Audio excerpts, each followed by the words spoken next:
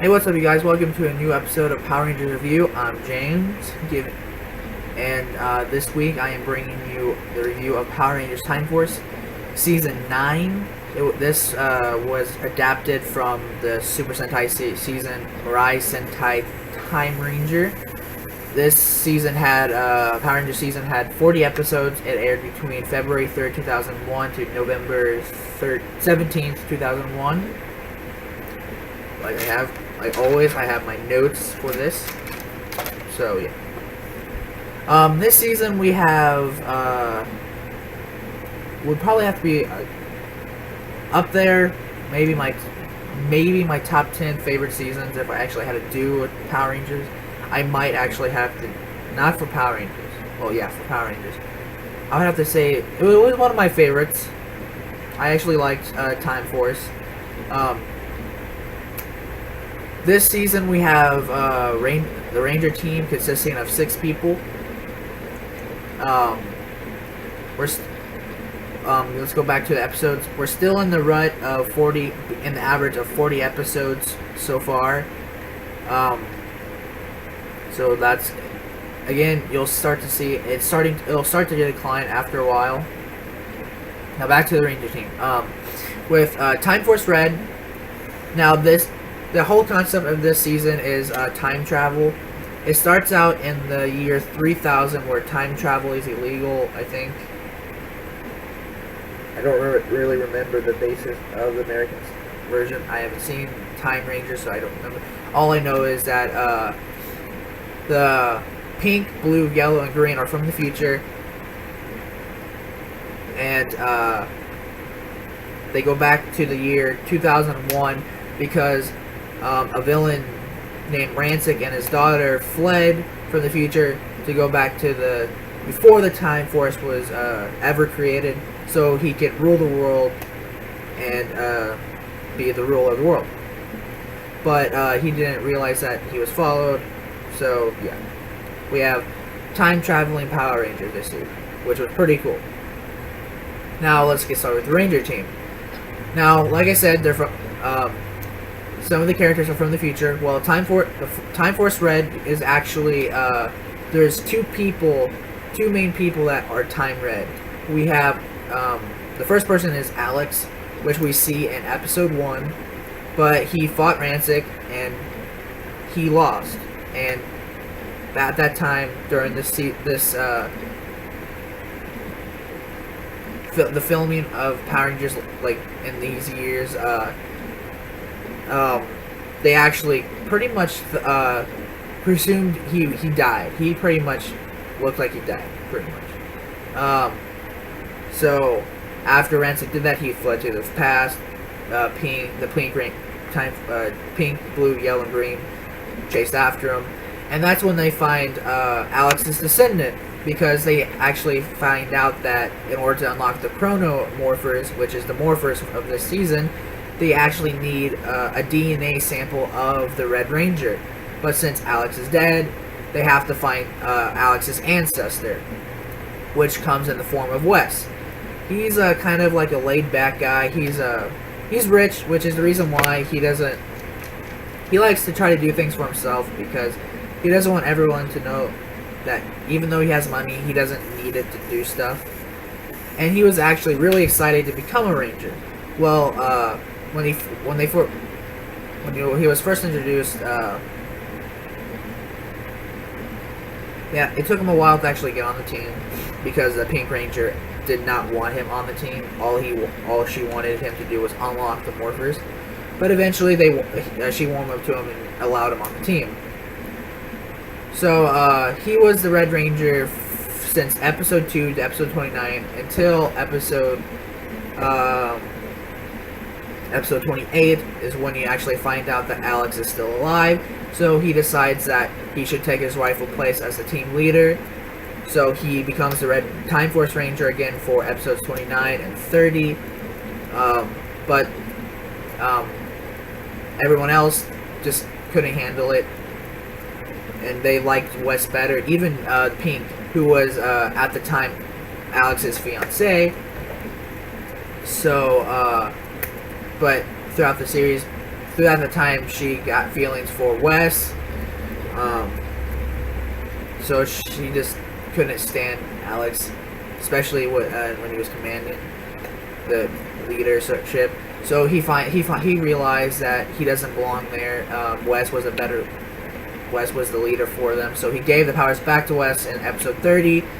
So Wes is the Red Ranger once again, through episodes 30 to 40, pretty much through the rest of the season, and that's pretty much it for the Red Ranger. Then we have Time Force Pink, which is Jen. She's from the future. She's pretty much the de facto leader of the team. You would think the Red Ranger would be the leader, but no, this season it's actually Jen who's the leader, except for battle. And sometimes in battle, pretty much in battle, almost every single battle, it's usually Wes that does the coordinating, but other than that, it's Jen that's the team leader. Then we have Time Force Blue, Lucas.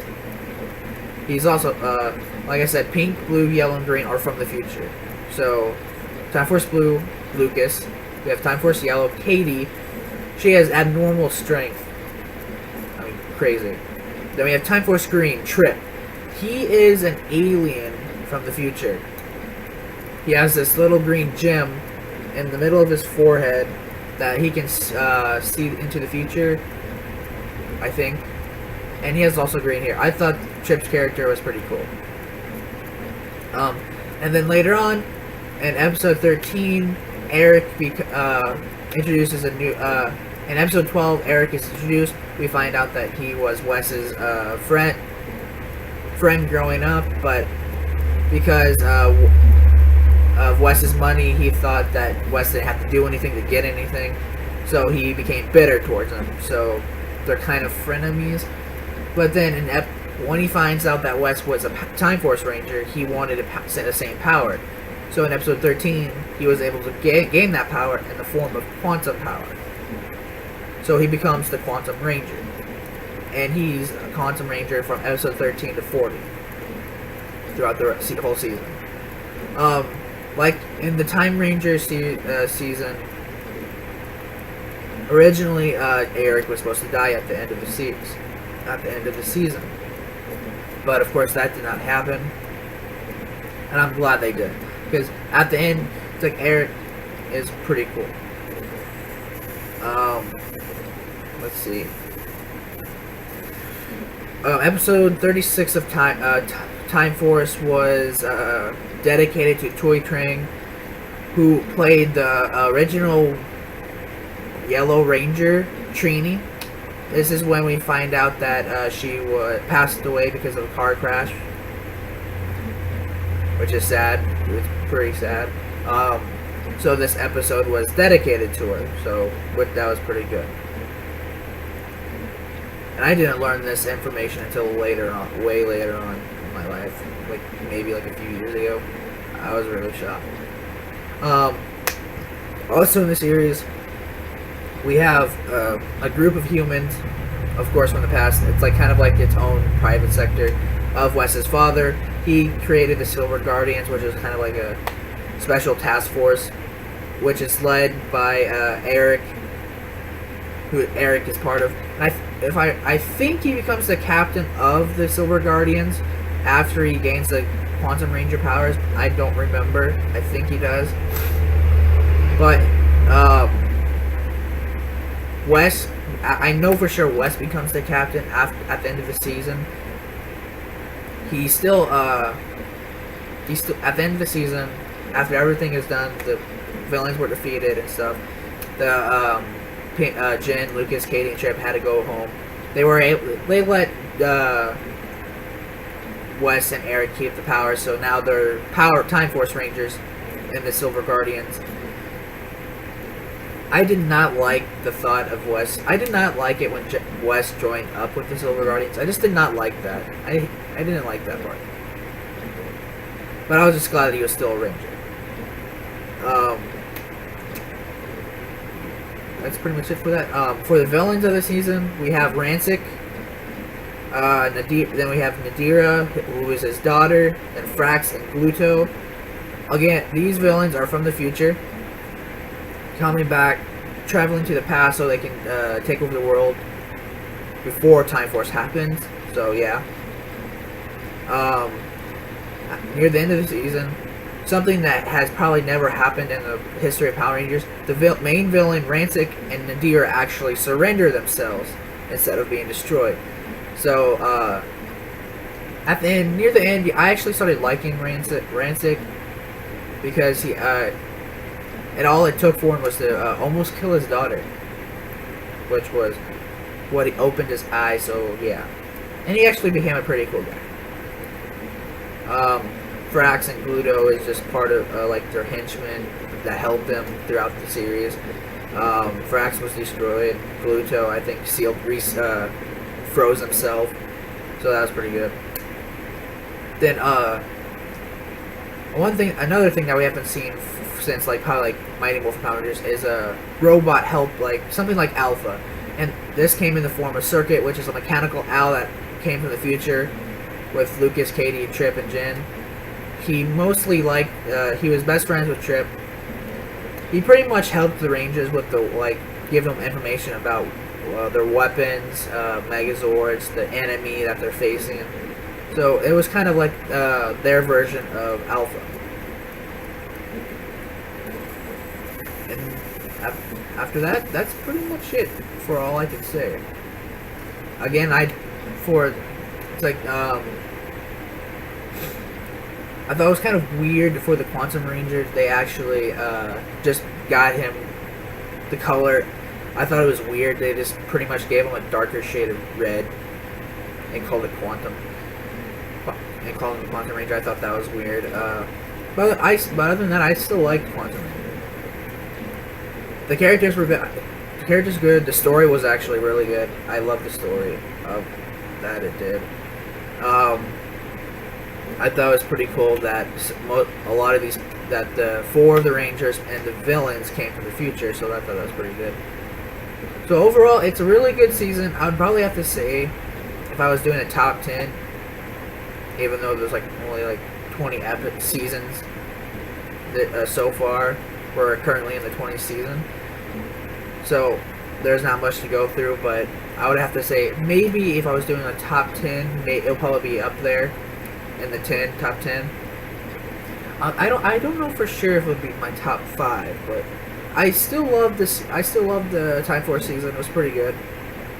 So I was happy with it, and that's pretty much it. So yeah, that's it.